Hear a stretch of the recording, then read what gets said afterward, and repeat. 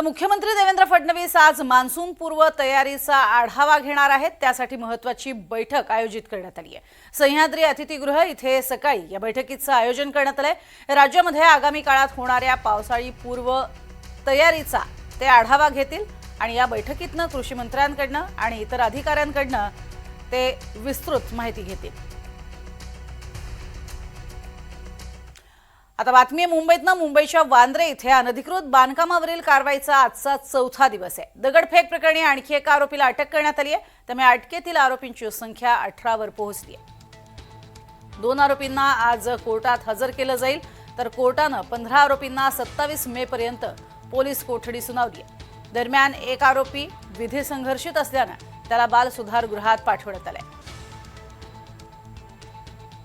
दरम्यान वांद्र्यातील दगडफेकीच्या घटनेमागे मोठा कट असल्याचा पोलिसांना संशय आहे।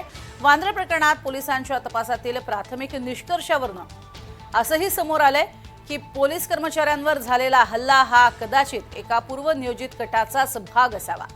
पोलीस सूत्रांनी दिलेल्या माहितीनुसार ही दगडफेक काही उत्स्फूर्तपणे घडलेली कृती नाहीये, ती एका मोठ्या रणनीतीचाच भाग म्हणून जाणीवपूर्वक घडवून आणली गेली असा पोलिसांना संशय आहे।